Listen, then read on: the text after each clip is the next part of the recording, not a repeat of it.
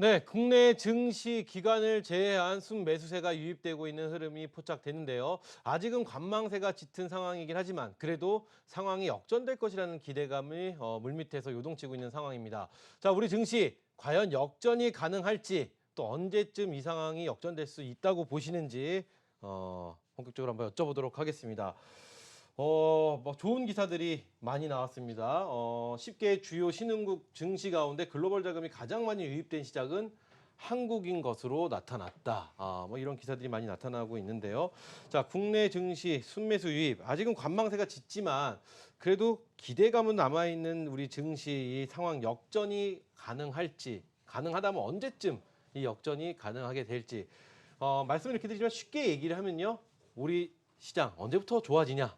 이 말씀을 여쭈는 겁니다. 어떤 분이 먼저 포문을 열어주시겠습니까? 제가 먼저 네, 안익민 말씀드릴까요? 대표님. 네. 최근 시장 2052까지 내려왔다가 회복력은 괜찮죠. 지난 금요일에도 업종을 대표하는 종목들의 강세 연출되면서 코스피 시장이 27포인트나 올라갔어요. 오늘도 이제 장중에 2100선 가까이 올라갔다가 조금 눌려 있는 상황입니다만 최근에 외국인들 매수 공격적으로 가담되고 있죠. 한 달 동안 외국인 매수가 1조 8천억 들어왔어요. 물론 이제 같은 기간 동안에 개인들의 매도가 1조 3천억 정도 이제 매도가 좀 나온 상황이고 오늘 같은 경우도 삼성전자가 1,800억대의 매수 가담되고 SK하이닉스 550억대 가까이 매수, 삼성전기라든가 포스코케미칼, 삼성 SDI 이렇게 업종을 대표하는 종목들 특히 IT 대형주 쪽에서의 모습이 굉장히 좀 좋지요. IT 대형주 쪽에 상승 연출된다면 역시나 지수를 견인할 수 있는 가능성이 높아요. D램 가격도 상승 전개되고 낸드프레시 가격도 좀 올라오는 모습에 있어서 현재 2분기 실적이 저점이다. 3분기부터 개선될 수 있다. 여러 가지 미중 무역 갈등에 1년 반 동안 내려왔던 우리 시장, 그다음에 최근에 한일 무역 갈등에 또다시 우려감이 좀 있습니다만 그래도 실적이 개선되고 수급이 좋아지는 업종들에 대해서는 그다음에 외국인들 기관들이 매수한 종목들에 대해서는 계속적인 점진적인 상승이 연출될 가능성이 높기 때문에 저는 이번 상승이 조금 더 이어질 가능성이 높다고 보고 있어요. 그래서 지난번 저점대인 2052 이탈 가능성은 매우 적어졌고 물론 이제 악재로 인해서 또다시 흘러내릴 수는 있겠지만 오히려 내린다면은 좋은 매수의 기회로 볼 수가 있겠고요. IT 대형주 중심으로 IT 소재, IT 부품, IT 또 뭐 장비주 그다음에 5G라든가 최근에 수소차라든가 2차 전지라든가 이런 순환매 장세가 연출되고 있는데 문제는 시장에 돈이 많지 않기 때문에 모든 종목들이 쉽게 올라가는 그런 시장이 아니에요. 그래서 업종 대표 종목들 매수 혹은 테마 대장주 매수해서 지금은 조금씩 올라가는 그런 저점에서 이렇게 회복하는 그런 모습이기 때문에 우려감보다는요. 일단 긍정적인 마인드로 눌릴 때마다 매수하고 또 고점에서 일부 챙기는 트레이딩 전략 취하시면서 섹터 대장주, 테마 대장주, 1등 주도주, 돈이 몰리는 종목들, 실적 호전주 그다음에 터닝주 위주로 전략 좀 잘 취하셔서 계좌 상승을 잘 만들어가시면 좋지 않을까 생각이 좀 들어집니다. 네, 요즘 우리가 TV만 틀면 한일 무역 분쟁에 대한 뭐 정치적인 이야기부터 사실 그런 이야기들이 많이 나오길 때문에 오늘은 저희가 시장과 그리고 또 종목 그리고 업종에 대한 이야기에 좀 포커스를 맞춰서 이야기를 한번 진행해 볼까 합니다. 같은 질문 한번 드려보도록 하겠습니다. 우리 증시 상황 역전이 가능할지 그리고 또 가능하다면 언제쯤 우리가 원하는 그런 시장이 올지 우리 조민규 대표님께 여쭤보도록 하겠습니다. 예, 일단은 뭐 전체적인 분위기는 사실 아직까지는 뭐 어렵다라고 봐야 될 것 같습니다. 특히나 뭐 경기도 상당히 좀 어렵고요. 그다음에 실적이 뭐 그 삼성전자 같은 경우에 잠정 실적을 발표했었지만 일단 대형주 중심의 실적이 개선되는 흐름들이 좀 정체되어 있는 모습을 띠고 있다 보니까 이제 본격적인 실적 시즌이 이제 시작이 되어지거든요. 오늘 같은 경우에 현대차 같은 경우에 뭐 상당히 괜찮은 실적을 발표했었지만 사실은 주가는 뭐 그렇게 좀 힘을 못 냈었던 흐름들이 만들어졌었고요. 근데 이게 지금 어떻게 보면 이제 바닥 구간을 통과하고 있는 과정인데 다소나마 이제 시간이 좀 이렇게 걸리는 흐름이다 보니까 어떤 시원한 어떤 상승 흐름이 전개되기보다는 개별주 위주의 중소형 개별주라던가 이제 중소형주 중에서도 개별적인 실적이 좀 도드라진 종목군들 쪽으로 이제 움직임이 나타나는 흐름을 보여주고 있는데요. 그래서 계속 뭐 방송 때마다 말씀드리고 있는 게 이제 지수에 대한 기대감을 조금 낮춰놓고 가시는 게 아직까지는 좀 맞지 않을까라는 좀 생각이 듭니다. 물론 뭐 최근 들어서 삼성전자, 하이닉스가 이제 반도체 가격이 오히려 상승을 하면서 주가가 좀 탄력적인 모습을 좀 보였었지만 뭐 다른 뭐 화학이라던가 다른 여타 그 업종군들을 보면 전체적으로 조금 처져 있는 듯한 인상을 좀 띠고 있거든요. 게다가 또 뭐 면세점 쪽이라든가 화장품 같은 경우에도 계속 신저가를 좀 이탈하는 모습들을 보여주고 있고, 뭐 코스닥 쪽 같은 경우에는 여전히 뭐 바이오 쪽 관련해서도 뭐 최근 들어서 좀 낙폭이 컸었던 종목군들 쪽으로는 이제 반등이 나타나고 있지만 여전히 조금 불확실성이 이어지고 있는 모습을 좀 보여주고 있습니다. 하지만 이제 제가 말씀드리고 싶은 건 지금 여기서 이제 추가적인 하락으로 가기에는 쉽지 않다. 그러니까 어느 정도 이제 가격적인 하단은 만들어졌는데 중요한 건 얼만큼 기다릴 수 있느냐가 중요할 것 같습니다. 그러니까 지금 현재는 이제 가격을 그 저점을 깨면서 이렇게 하락을 하기보다는 바닥을 다지면서 이제 그 이후에 이제 상승이 전환될 수 있는 가능성이 좀 있거든요. 지금 이제 기술적으로 봤을 때는 대략 한 3주 정도가 바닥을 좀 잡고 횡보하는 정도의 흐름. 그러니까 코스피 지수를 기준으로 봤을 때 한 2,050포인트에서 2,120포인트 정도의 한 70포인트에서 80포인트 정도 되는 박스권을 계속해가지고 좀 이렇게 그 상승과 하락에 대한 반복적인 흐름들이 연출될 가능성이 높고요. 이제 그게 좀 지나고 나면 오히려 1분기, 2분기 실적, 상반기 실적 시즌이 좀 마무리가 돼가면서 새로운 어떤 기대감들이 반영될 수 있는 부분들, 그다음에 불확실성이라고 하는 뭐 미중 무역 분쟁이라던가 지금 한일 간의 어떤 관계에 대한 부분들도 어느 정도 좀 개선에 대한 기미가 나타난다고 한다면 오히려 시장은 쉬었다가 상승할 수 있는 흐름이 만들어질 수 있기 때문에 지금은 주식을 파는 것도 아니고 그렇다고 적극적으로 매수하는 건 아니지만 분할적인 매수를 통해서 조정시마다 물량을 사는 것은 좀 맞다라고 봅니다. 그리고 지금은 주도주의 형태가 조금 없는 장세이기 때문에 순환적인 형태에 있어서의 그러니까 업종이라던가 혹은 개별 종목 혹은 테마주들의 어떤 단기적인 순환 사이클을 이용한 트레이딩 전략이 맞는 것 같고요. 그 중에서도 뭐 미래에 대한 어떤 성장성이라던가 실적이 계속 좋아질 수 있는 종목군이라고 한다면 좀 시장이 안 좋을 때 저가 매수의 기회로서 활용하는 게 좋지 않을까. 다시 한번 얘기 드리지만 겁먹고 뭐 시장이 안 좋아진다라고 비관에 빠지기보다는 지금서부터 좋아지는 시점을 차분히 기다리면서 좋아질 때 움직이는 전략을 취하시라고 말씀드리도록 하겠습니다. 네, 좋습니다. 글로벌 자금이 가장 많이 유입된 7월에 우리 증시 과연 역전이 가능할지, 가능하다면 언제쯤 가능해질지 우리 한옥석 대표님께 질문 드려보도록 하겠습니다. 글로벌 자금이 들어온다고 주가가 올라가는가? 그건 아니라고 봐야겠습니다. 네. 지금 현재 외국인들은 사고 있죠. 그렇지만 기관들은 또 팔고 있습니다. 그만큼 일단 한쪽이 팔면 한쪽이 사고 한쪽이 또 사면 다른 쪽이 팔고 이런 어떤 양상 속에서는 역시 상세를 이어가기가 쉽지 않습니다. 앞에 두 분이 이제 말씀하시기를 지수가 지금 이제 당장 올라가기 쉽지 않다. 이런 이제 말씀을 하시는 것도 바로 일단 그런 이유다고 일단 우리가 봐야 되겠죠. 역시 이제 중요한 것은 그렇습니다. 지금 현재 경제 상황이 매우 중요하지 않을까 이렇게 생각되고 있습니다. 왜냐하면 주식시장은 경제를 비추는 거울이다 이렇게 우리가 이야기하지 않습니까? 그런데 이제 지금 현재 우리나라 경제 상황을 우리가 보면은 지금 이제 2분기 GDP 성장률 같은 걸 한번 생각해 보면은 1%못 미칠 겁니다. 아무래도 이제 그럴 수밖에 없다 이렇게 보는 것인데 그런 이유가 일단 우리가 뭐냐 이렇게 우리가 따져 보면은 역시 지금 현재 GDP를 구성하는 것이 소비 플러스 투자 플러스 일단 정부 지출 그다음에 이제 수출 빼기 수입 무역 수지가 이제 되겠죠.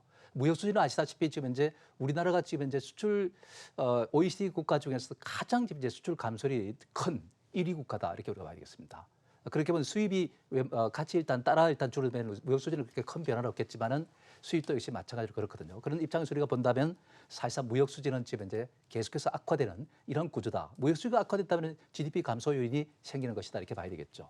또 지금 이제 최근에 보면은 기업들이 일단 재고율이 계속 지금 약화되고 있습니다. 재고가 많아지고 있다는 것은 그 창고에 쌓인 이제 물품이 많다는 것이고 안 팔린다는 뜻이기 때문에 결국 소비를 안 해준다는 뜻이 되겠죠. 소비를 안 해준다는 것은 소비 여력이 그만큼 부족하다는 얘기입니다. 그러니까 벌어들인 소득 중에서 일단 은행 이자 빼고 그다음에 정부 세금 내고 이렇게 이제 떨다 보면은 결국은 이제 가처분 소득이 그만큼 일단은 적다는 얘기죠. 소비력이 그만큼 약화되고 있다는 것을 우리가 알 수 있겠고요. 이런 상태에서 우리가 지금 이제 힘들지 않겠습니까? 그다음에 또 투자 같은 경우도 기업들이 내는 세금도 많고 그리고 지금 이제 투자도 보면은 투자 지수가 지금 계속해서 악화되고 있는 이런 양상을 띠고 있기 때문에 지금 현재 가장 그 몇 가지 구성하는 요소 중에서 GDP를 구성하는 요소 중에서 정부 지출만 세금의 어떤 유입 중에 재정 수익이 높다 보니까 좋은 양상을 띠고 있는 거죠. 나머지는 다 안 좋습니다. 그래서 개인적으로는 그렇게 얘기했지 않습니까? 정부 지출을 늘리면은 유효 수요가 창출되면서 GDP가 성장한다. 이렇게 얘기했지만은 검증된 것은 아니다 이렇게 봐야 되겠습니다. 네. 그렇게 이제 우리가 본다면은 사실상 올해 일단 2% 성장도 쉽지 않지 않을까 하는 생각됩니다. 이런 상태로 경기가 좋지 않고 경기가 좋지 않으면 역시 그만큼 기업들의 실적이 안 좋은 것이고 실적이 안 좋다면 EPS가 이제 떨어지는 것이고 EPS가 떨어진다면은 주가가 떨어져도 퍼가 안 낮아집니다. 이런 상태이기 때문에 주가가 많이 떨어지니까 퍼가 낮아질 것이다. 이런 단순한 논리는 통하지 않는 것이다 이렇게 봐야 되겠습니다. 그런 점에서 우리가 본다면 이래서 일단 지금 이제 위험하다 보니까 자금들이 채권 시장으로 많이 갑니다. 약 한 16조 정도를 올해 일단 이탈했다. 채권 시장으로 갔다 이런 얘기를 하고 거기에 탁하면 지금 이제 3조 5천억 정도 올해 이번 달에 들어서 일단 줄어든 것으로 알고 있고요. 지금 이제 투자들이 이제 매수해가 신용으로 매입했던 것도 지금 이제 많이 감소하고 있습니다. 이런 점을 우리가 붙여볼 때 지금 시장을 비관적으로 보는 쪽으로 많이 지금 이제 가닥이 잡혀 있는 것으로 봐야 되겠습니다. 3분기는 힘들다 이렇게 우리가 봐야 되는 것이고, 다만 이제 지금 일본과 꼬여 있는 이 부분이라든지, 그다음에 지금 이제 미국과 중국 간의 일단 무역이라든지 이런 것들이 좀 뭔가 해결될 기미를 보이는 4분기쯤에 가야 뭔가 좀 이런 것들이 좀 풀려 나가지 않겠는가 하는 이런 개인적인 생각을 말씀드릴 수 있겠습니다. 그래요. 자, 우리 한수 대표님의 이야기 들어봤습니다. 그러면 이 질문을 우리 조민규 대표님께 한번 드려보도록 하겠습니다. 네. 지금 일각에서는 뭐 지금 한수 대표님처럼 말씀해 주시는 분도 계시고 또 일각에서는 조금씩 분위기가 바뀌고 있다라는 의견을 갖고 계신 분도 분명히 계십니다. 증시 분위기를 바꾸게끔 이렇게 바꿔주게끔 했던 분위기 메이커라고 해야 될까요? 분위기 메이커가 되어줬던 것은 과연 어떤 것인지 한번 여쭤보도록 하겠습니다. 왜냐하면은 지금 악재들만 사실 우리 주변에 가득하거든요. 뭐 그나마 우리가 호재라고 한다면 금리 인하에 대한 결정, 그리고 또 미국의 금리 인하할 가능성이 높다 이 정도인데 어떤 분위기가 도대체 우리 시장을 이렇게 조금씩 바꿔지게끔 만들어주는 걸까요? 앞으로 좋아지는 쪽으로 네네. 말씀하시는 거죠. 일단은 지금 현재 시장의 분위기를 보시면 첫 번째 이제 그 일본에서 그 반도체 관련된 소재 쪽에 대한 수출 제한이 나타났을 때 시장이 좀 충격을 받았었지만 오히려 시간이 지나면서 삼성전자 하이닉스의 재고 감소라던가 이제 반도체 가격이 상승을 하면서 그런 부분들이 오히려 반도체 업종이라던가 소재 업종, 뭐 장비 업종까지도 좀 확산되는 분위기를 좀 만들었었거든요. 물론 이제 국산화 그 어떤 소재나 장비에 대한 국산화에 대한 기대감도 있었었지만 그런 부분들이 실질적으로 반도체 가격을 상승시키는 요인으로서 작용됐었던 부분들이 있었었고요. 또 하나는 이제 관점에 대한 차이인 것 같습니다. 우리가 이제 지금 현재 나타나는 악재라고 하는 불확실성, 그다음에 악재라고 하는 것들이 사실은 시간이 지나면서 다소나마 해결을 할 수 있는 부분들이 있는 것들이 있거든요. 근데 이제 그런 것들이 사실은 지난 그 G20 정상회담 이전과 이후의 시점을 지나가면서부터 미중 무역 분쟁과 관련된 얘기는 상당히 조금 시장에서 좀 이렇게 좀 가라앉는 모습을 좀 보여주고 있고요. 그런 부분들이 오히려 시간이 지나서 어떤 합의점이라던가 좀 개선될 수 있는 방안이 나타난다고 한다면 사실 여기서 뭐 주가가 한 번 정도 이렇게 튀어 올라갈 수 있는 모양새는 좀 만들 수 있다라고 보여지고 있고, 또 하나는 금리, 아무래도 금리겠죠. 이제 우리나라 같은 경우에는 기준금리를 전격적으로 인하를 했고, 또 미국 같은 경우에도 7월 말에 금리 인하 가능성이 아무래도 내포되어져 있는 상황을 좀 보여주고 있는 데다가 특히 미국 시장이 상대적인 강세를 보여주고 있고요. 또 하나 환율이 또 고점 대비해서 약간은 조금 내려와 있는 그런 흐름들이 약간은 조금 기대를 불러일으킬 수 있는 가능성이 있어 보이는데 아직까지는 그래도 아직은 조금 좀 지켜봐야 되지 않을까 개인적으로 그렇게 봅니다. 근데 아까도 말씀드렸던 것처럼 내려오는 가격은 어느 정도는 좀 만들어진 것 같아요. 그러니까 바닥을 좀 잡아놓고는 있는데 문제는 이제 바닥을 잡았다라고 해서 주가가 이렇게 확 올라가는 게 아니라 바닥을 잡은 상태에서 옆으로 이렇게 횡보하는 시간이 좀 정체될 수 있는 가능성이 있다 보니까 이제 그걸 기다리는 투자자들의 입장이 좀 답답한 거죠. 이제 그렇게 말씀드리겠습니다. 네, 그럼 안인기 대표님께 이 질문 한번 드려볼게요. 네. 한미 금리 인하 시 지수를 과연 견인할지에 대한 질문인데 금리 인하 폭이 적을 것이라는 우려감, 우리가 많은 분들 예상을 하셨었지만 우려감 있는 상황에서 금리 인하 어떻게 전망하고 계시는지에 대한 질문 한번 드려보겠습니다. 일단 선제적으로 한국 금토위는 이제 0.25% 금리를 인하시켰고요. 미국은 30과 31일 FOMC 회의를 통해서 당초 예상 0.25%인데 시장이 어떤 그 기술적인 대반등이 크게 나온다면 0.5%도 지금 가능하다는 그런 얘기 나오고 있죠. 근데 0.25냐 0.5냐 이제 그 싸움인데요. 시장 0.25 정도로 금리 인하시킨다면은 일단 뭐 경제 지표 나쁘지 않다로 이제 볼 수도 있겠지만 유동성 어떤 장세가 연출될 부담이 좀 크지 않기 때문에 유동성 장세가 연출되기 좀 쉽지 않기 때문에 시장의 에너지는 상승 에너지는 크지 않다고 보여지고요. 반대로 0.5% 정도 금리를 인하시킨다면 오히려 시장이 빠르게 한번 회복을 하면서 미국 시장 앞에 고점에 또 돌파가 시도될 가능성이 높다고 보여지거든요. 근데 현재는 반반 정도로 보고 있어요. 0.25냐 0.5냐 이제 그 수준인데요.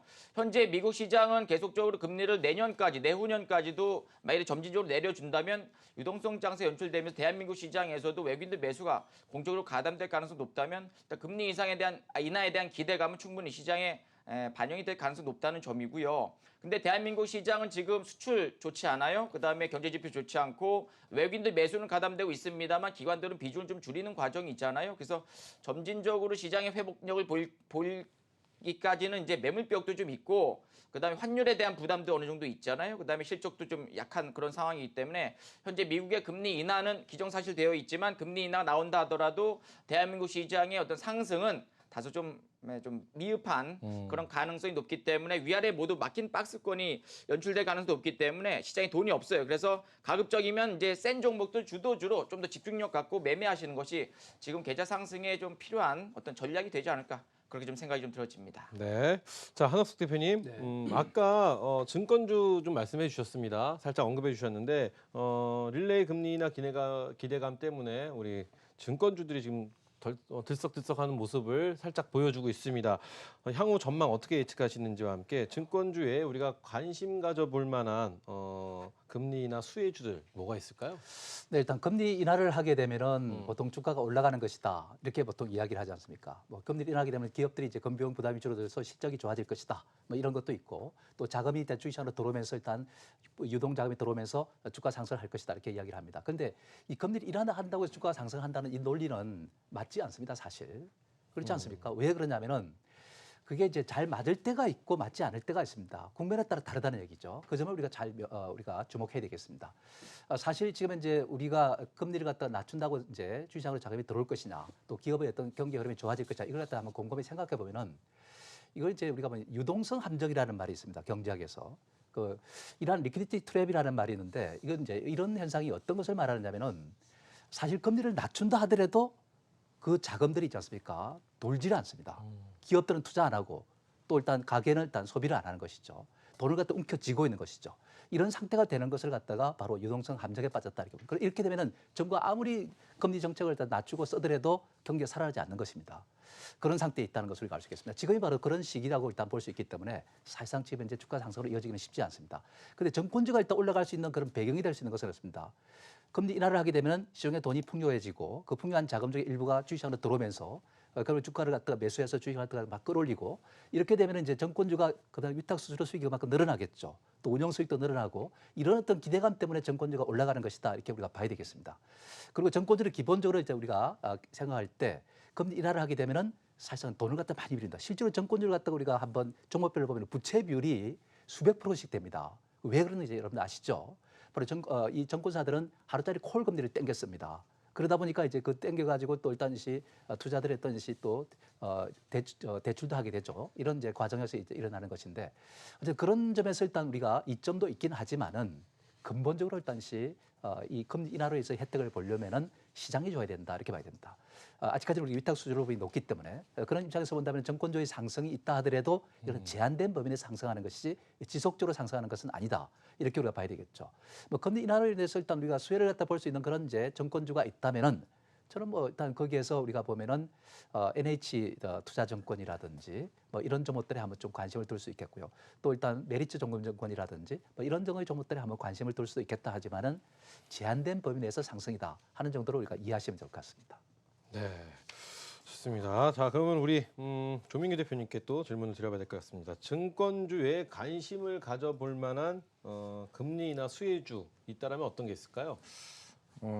일단 이제 금리 인하에 대한 수혜라기보다는 이제 유동성에 대한 부분들. 그러니까 저는 지금 현재 우리나라 시장이 이제 작년도서부터 지금 현재 한 1년 정도 그 조정을 받고 계속해가지고 좀 박스권의 흐름에 좀 갇혀 있는 모습들을 보여주고 있는데 저는 과거로 비춰봤을 때 한 2012년도부터 2015년도 그러니까 2,000포인트 하단이 한 1,800 정도 되고 위가 한 50포인트 정도 됐었던 한 4년에서 5년 정도 이제 박스권 흐름들이 만들어졌었던 그때 상황과 상당히 유사하다라고 좀 판단을 하고 있거든요. 근데 그때도 마찬가지로 어떤 식의 시장이 만들어졌었냐면 중소형 개별주들이 주가가 급등하는 현상이 나타났었고요.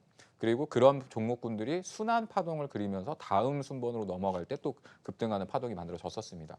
그 얘기는 뭐냐면 일단은 지금 현재 시장에서 시장 대비 강한 종목군들이 있습니다. 예를 들면 이제 5G 관련주들이 상대적으로 시장보다 상당히 초강세를 좀 보여주고 있고요. 그다음에 비메모리 후공정 장비 업체들이나 혹은 공정 서비스를 하고 있는 업체들이 상대적으로 좀 강세를 보여주고 있고, 그다음에 중소형 게임사들 중에 이제 몇몇 종목군들이 초강세를 이제 좀 띄고 있는데, 이 세 가지의 흐름은 뭐냐면 일단 1분기 실적이 좋았고 2분기 실적 기대감들이 있는 종목군들입니다. 물론 주가는 많이 올랐기 때문에 가격적인 부담감은 있겠지만 펀더멘탈이 나오고 있는 상황이거든요. 그러니까 전체적으로 시장의 어떤 실적 기대감이 없는 상태에서 유독 좋아지는 섹터에 있는 종목군들 쪽으로 계속 수급이 유입되고 있는 상태인데, 여기서 이제 금리까지 인하가 돼버리면 시중에 나와 있었던, 특히나 이제 기관 쪽에서 시중에 그 매도가 형성이 되면서 나왔었던 잠재적인 유동성이 오히려 실적이 좋았었던 종목군들로 쏠려 다시금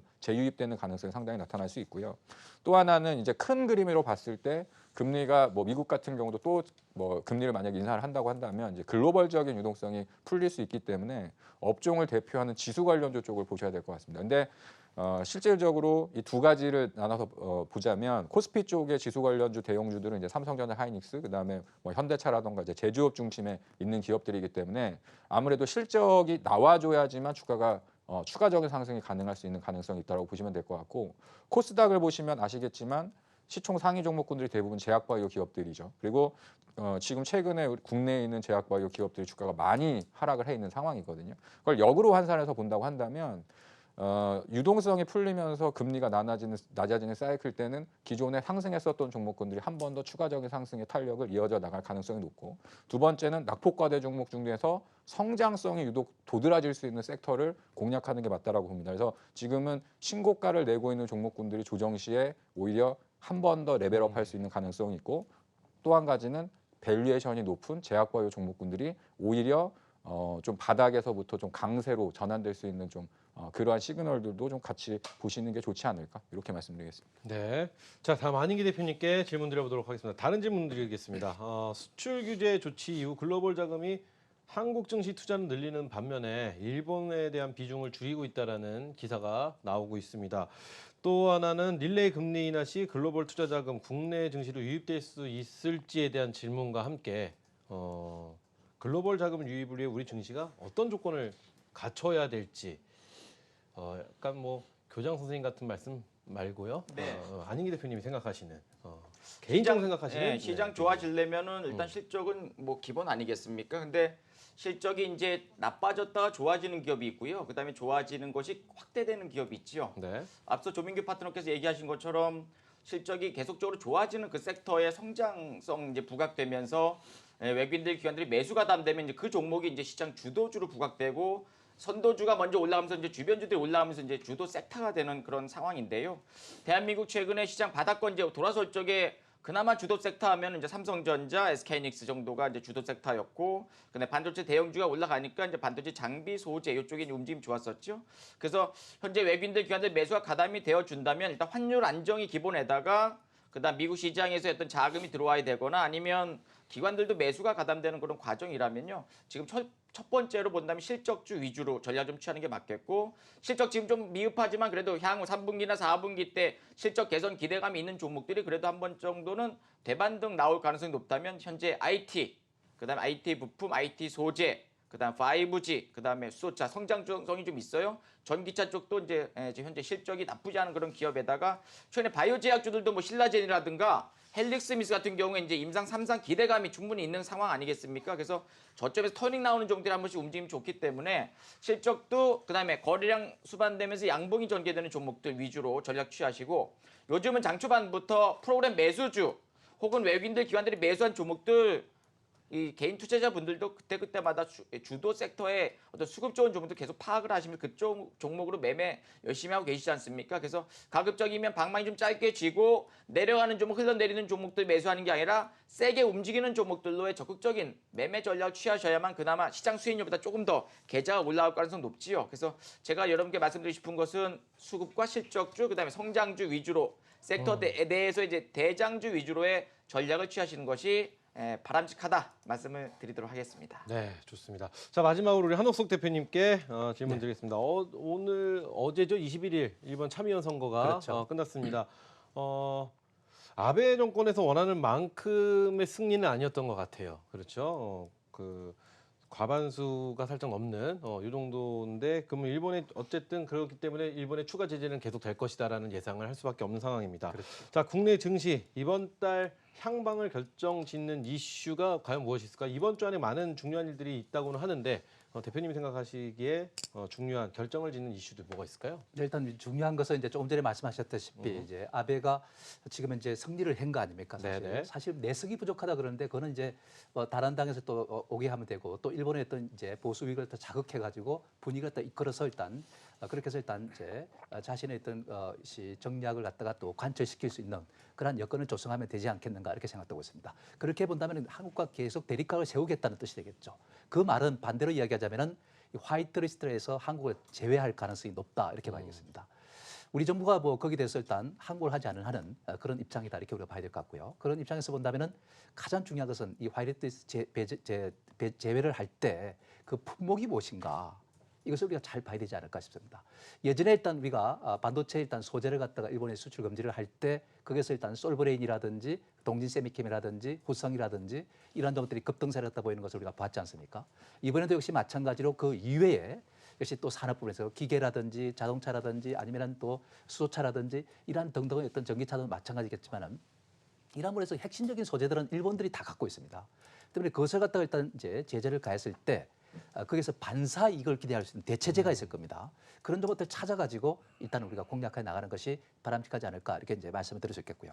그다음에 또 한 가지 이제 중요한 것은 미중 무역 협상도 지금 이제 또 이제 곧 재개가 되지 않겠습니까? 물론 네. 이달에 된다는 보장은 없지만은 그렇게 이제 진행이 되면은 거기서 일단 또 잘 진행만 돼주면 되는데 이것이 또 쉽지는 않습니다, 사실. 그래서 사실 이 이해관계가 복잡하게 얽혀 있는 이 상태이기 때문에 사실은 녹록지가 않다 이렇게 볼 수 있고 이런 것들이 좀 해결이 돼야 뭔가 시장이 좀 안정을 찾고 이렇게 가지 않을까 하는 그런 말씀을 드릴 수 있겠고요.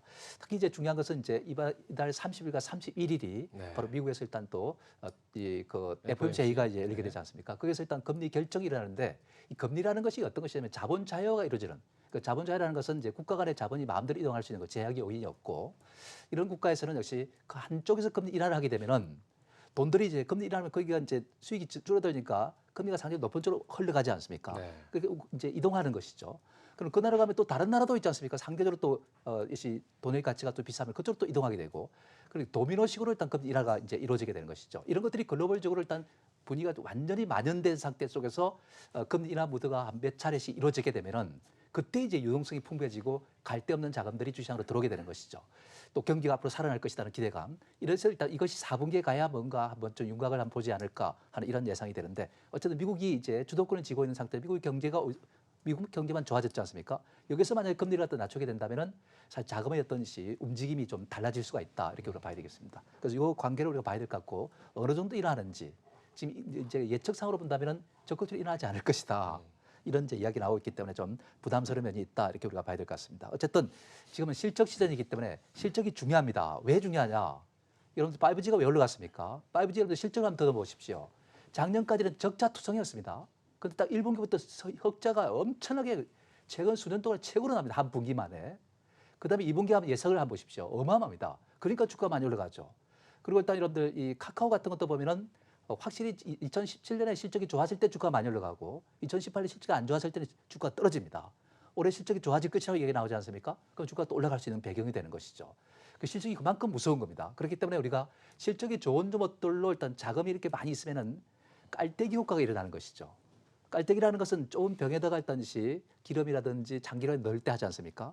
그래서 그쪽으로 일단 실적이 좋은 걸 찾아가지고 자금이 그쪽으로 쏠리는 현상이 나타나는 겁니다.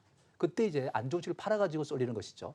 때문에 실적 오전주에 우리가 지금 실적진에 들어왔기 때문에 관심을 두는 것이 맞다 이렇게 봐야 되겠습니다. 네, 이번에는 일본과의 무역 분쟁이라는 파도를 헤쳐나갈 키자비가 되어줄 종목들 함께 살펴보도록 하겠습니다. 먼저 첫 번째 질문 이거 드리겠습니다. 한일 무역 전쟁 관련 수혜 업종 및 우리가 관심 가져볼 만한 종목들은 과연 무엇이 있을지 어느 분이 말씀해 주시겠습니까? 네, 안희기 대표님. 과거에 이제 수혜주라고 해가지고 일본의 수출 규제가 제한되었던 종목들, 그 소재 쪽에 움직임 좋았었죠. 후성이라든가 동진세미캠, 또 몇몇 종목들이 있었습니다. 그쪽에 뭐 고순도 불화수소라든가 포토레지스트라든가 폴리이미드라든가 이런 제조사들이 일단은 1차적인 수혜를 좀 받았었죠. 국산화 상용화 기대감에 했던 삼성전자, SK하이닉스 이제 투자 기대감에 이제 수혜주였고 이제 앞으로는 이제 또 다시 미국, 일본에서 또 수출 규제되는 그런 품목이 나온다면은 국산화 소재 쪽에서 또 개선될 수 있는 그런 가능성이 충분히 있기 때문에 그러한 종목들을 잘 살펴보고 대응하는 것이 맞겠고요. 지금은 어떠한 종목이 좋다 나쁘다라고 얘기하기는 사실은 좀 쉽지는 않습니다. 그러니까는 예측보다는 대응 전략이 좋겠고 최근에 강했던 후성이라든가 뭐 몇몇 종목들은 여기서 끝나는 것은 아니고 대반등 한번 나올 거예요. 그래서 조정이 있은 이후에 대반등 나올 때 한 번씩 매수해서 짧게 먹고 나오는 전략 나쁘지 않겠고 제가 그때마다 이제 와우밴드라든가 카카오톡 플러스를 통해서 계속 말씀 좀 드릴 텐데요. 이럴 때일수록 외국인들 기관들 매수하는 종목들 집중할 필요가 있겠고 현재 수혜 업종은 실적이 좋아지는 반도체와 반도체 소재, 반도체 장비, 5G, 전기차 이쪽으로 좀 압축하셨다가 그쪽의 종목 섹터의 종목들이 한 번씩 반짝반짝 그럴 때 집중력 갖고 매매하시는 것이 오히려 지금은 계좌 상승이 좀 나올 가능성이 높다. 이렇게 거듭 말씀을 드리도록 하겠습니다. 네, 자 다음 질문은 이거 드려보도록 하겠습니다. 무역 전쟁 관련 피해주입니다. 우리가 방금 전에 수혜주를 알아봤으니까 이제 피해를 보면 피해주를 알아봐야 될 텐데 예상 피해 업종에 대한 대응 전략을 여쭤보려고 하는데요. 지금 보유하고 계신 분들 어떤 대응 전략이 필요한지 어떤 분이 말씀을 해주시겠습니까? 제가 네, 한옥수 말씀드릴까요? 대표님. 네. 지금은 이제 무역 분쟁이라면은 뭐 일본과 무역 분쟁도 있긴 하지만은 네. 또 중국과도 무역 분쟁이 있는 것이고 한한령으로 해서 또 미국과도 일단 지금 현재 또 미국이 보호무역제를 취하고 있다 보니까 우리가 수출 지향적인 국가인데 또 일단 마찰이 또 빚어질 수밖에 없는 상태다 이렇게 봐야겠습니다. 사실 그래서 일단 우리나라는 열강들 속에 갇혀 있다 이렇게 우리가 봐야 되겠죠. 그런 상태가 되다 보니까 아무래도 경제적으로 좀 어려움이 따르지 않느냐 이렇게 생각되고 있는데 오늘 이제 뉴스를 갖다 장중에 접하는데 중국이 한국산 이제 스테인리스 강에 대해서 지금 이제 반덤핑 관세를 부과할 것이다. 뭐 이런 얘기 좀 떠더라고요. 네. 그렇게 우리가 본다면 철강주가 아무래도 좀 부담스러운 점이 있을 수가 있겠다. 피해주로서 그렇게 우리가 봐야 될 것 같고요. 그다음에 이제 일본이 지금 이제 우리나라 이제 지금 압박을 가하고 있는 상태에서 지금 이제 화이트리스트에 배제를 갖다 하게 된다면은 그거로 인해서 또 피해를 갖다 볼 수 있는 거 아니겠습니까? 그렇죠. 그런 상태에서 우리가 전반적인 산업에 걸쳐서 일단 이런 것들이 나올 수가 있는 상태이기 때문에 상당히 좀 조심스러운데 우선은 지금 이제 피해를 보고 있는 것에 대해서 우리가 한번 생각해 볼 필요가 있습니다. 일본과 여기서 보면은 가장 타격을 받고 있는 것이 아마 여행이 아닌가 이렇게 생각되고 있고요. 그다음에 또 여행이 그렇다면은 항공도 역시 마찬가지고 뭐 이런 것들이 이제 피해를 갖다 우리가 볼 수 있겠고 중국도 한한년 때문에 지금 피해를 보고 있는 것이 우리나라 화장품입니다. 화장품을 우리가 한번 보면은 화장품 실적이 너무 안 좋습니다. 퍼시픽 같은 경우는 진짜 최고 시가총액도 일단 화장품 최고였는데 지금 LG생명과학에 이제 뒤빌려 가지고 지금 한참 뒤쳐져 버린 이런 양상을 띠고 있는 모습인데 이게 왜 그렇겠습니까? 지금 현재 중국의 압박이 있었고 거기에 또 대응을 하기가 쉽지 않았고 고급화에 일단 실패하면서 이런 현상이 나온 것이다 이렇게 봐야 되거든요. 이런 것도 일단 우리가 화장품 이뿐만 아니라 다른 것도 마찬가지다. 화장품들이 이제 중국에서 서서히 이제 밀려나고 있는 그런 양상을 띠고 있다는 것도 우리가 잘 참고하셔야 되겠다는 생각 들기도 합니다. 어쨌든 뭐 이러한 이제 관점에서 본다면은 이러한 이제 피해를 볼 수 있는 종목들에 우리가 포커스를 맞춰야 될 것 같고요. 뭐 반대로 또 이야기하자면 또 수혜를 보는 것도 있지 않겠습니까? 예를 들면은 지금 이제 일본계 자금들이 지금 이제 한국에 들어온 게 우리가 20조인 줄 알았는데 따지고 보니까 39조에서 52조라고 그럽니다. 어마어마한 것이죠. 근데 이 자금들이 또 우리나라 기업들이 대출되고 이런 상태인데 그 상대로 수혜를 볼 수 있는 게 있습니다. 이 상상인 같은 경우는 지금 이제 저축은행을 갖다가 해가지고 기반을 해가지고 돈을 많이 벌어가지고 지금 이제 상상인 정권이라든지 상상인 뭐 조선기자재 업체라든지 뭐 이런 식으로 일단 지금 인수를 갖다 많이 하고 있는 상태를 우리가 보는데 그만큼 일단 이 국내 일단 자금을 갖다가 운영하는 이러한 이제 상상인 같은 종목이 유리하지 않겠는가 하는 생각 들기도 하고요. 또 그리고 일단 탄소 섬유 같은 것도 일본이 압박할 수가 있습니다. 그렇게 되면 일진다이아 같은 것들이 유리할 수도 있겠다는 생각 들기도 하고요. 반도체 소재 관련도 일단 그런 종목들 이외에도 또 추가할 수 있는 종목도 있습니다. 그런 종목들 중에서 우리가 한번 선택을 해보는 것도 좋지 않을까 싶습니다. 그래서 피해주와 수혜주 이렇게 이제 간단하게 말씀드렸지만 이 이외에도 기계라든지 뭐 많은 산업에서 일단 있다는 점을 말씀드릴 수가 있겠습니다. 네, 마지막 질문 우리 조민규 대표님께 드려보도록 하겠습니다. 현 장세, 우리는 어떤 종목에 관심을 갖는 것이 지금 장세에서 가장 현명할지 한번 여쭤보도록 하겠습니다. 일단은 뭐 앞서서도 계속 언급드렸던 것처럼 그 2분기 실적이 좋아지는 기업들, 그러니까 사실은 올해 2분기 실적이 좋아진다는 얘기는 이제 1분기 실적이 좋았던 기업들이 거의 2분기 실적이 좋아지게 되는 사이클에 진입을 하게 되거든요. 그렇게 보면 1분기, 2분기가 좋다는 얘기는 거의 작년보다 올해 전체적인 실적이 개선되는 기업들이 아마 올해 2분기에도 실적이 좋아질 겁니다. 그래서 그런 종목군들은 사실 시장이 어렵지만 그래도 좀 견조한 주가 흐름들을 계속 보여주고 있는 상황이 이어지고 있거든요. 그러니까 앞서서 계속 언급드렸던 뭐 5G라던가 그다음에 비메모리 쪽 관련된 서비스 업체들, 그다음에 2차 전지 쪽에서 이제 몇몇 기업들 같은 경우에는 2분기 같은 경우, 그다음에 3분기로 가면 갈수록 이제 실적에 대한 기대치들이 나타날 수 있는 가능성이 높다라고 보시면 될 것 같고, 개인적으로는 요새 이제 LG 이노텍이라던가 BH처럼 이제 애플 신작에 대한 모멘텀, 그래서 아이폰 출시 신작 출시에 대한 기대감들이 반영되는 기업들이 좀 괜찮을 것 같다라고 이제 보고 있는데요.